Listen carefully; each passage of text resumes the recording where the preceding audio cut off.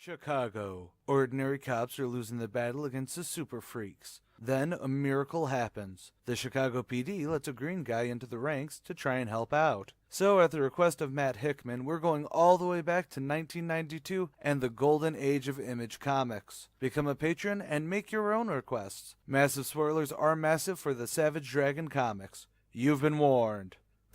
On with the show. Savage Dragon number 1.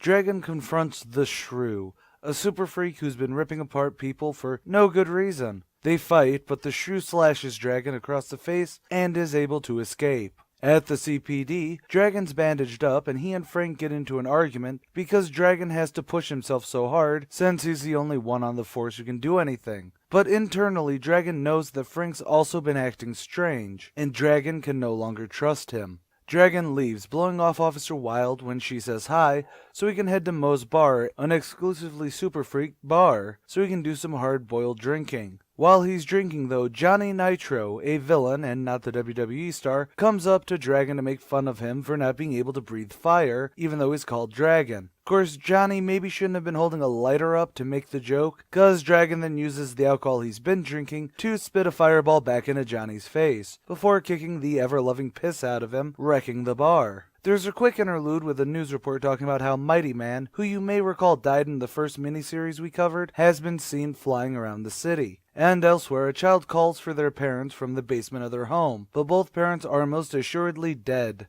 Back with Dragon at the bar, Officer Wilde comes into the trashed bar and tries talking some sense into Dragon, but of course he's just been a big ball of angsty, broody jackassery. Yet he does take her advice about going to see Debbie's grave, and Alex even rides him over, but stays in the car. At Debbie's grave, her mother is there crying. She snaps, saying that it's all Dragon's fault, and then Dragon heads back to the car in a much worse mood towards Alex and the world. There's a little bit of narration saying that an old broad keeps calling the station saying that she's Dragon's mother, but properly we're at Dragon vs. the Shrew Part 2. And boy is it intense. I mean, Dragon has to start with chainsaws. However, the most pressing thing is that at the end of this fight, Dragon beats the Shrew, I think to death, but at the very least into a fine pulp before looking at his hands in horror. Later, Dragon is at the precinct when Frank gives Dragon a tip about a couple superpowered homeless people squatting at an abandoned building. Dragon tells Frank that he feels like Frank keeps throwing fluff at him to hide the real action, but Dragon does go to check it out. He gets there and yep, there's two freaks in there alright. Barbaric, a big red hulking dude with shoulder pads and wavy hair, and Ricochet, a small girl in a leotard and a leather jacket.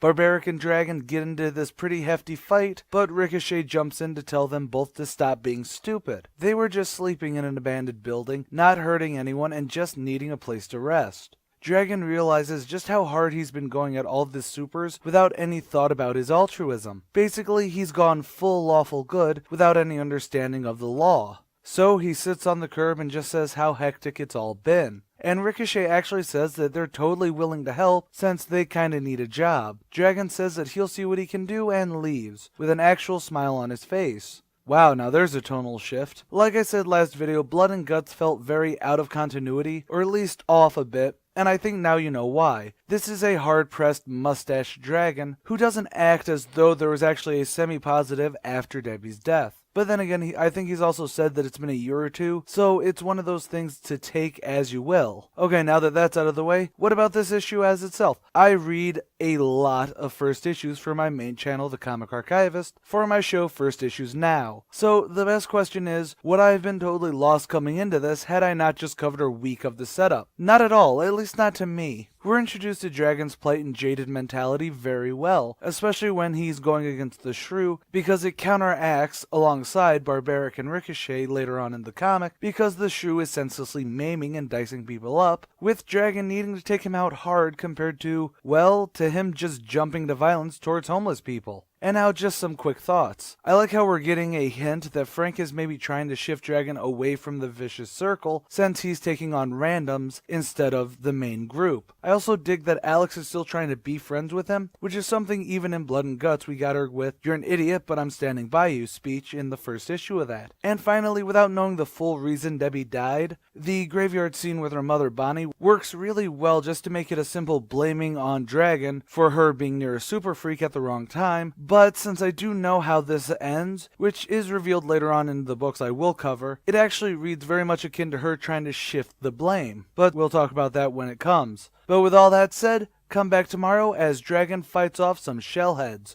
Cowabunga, Inklings!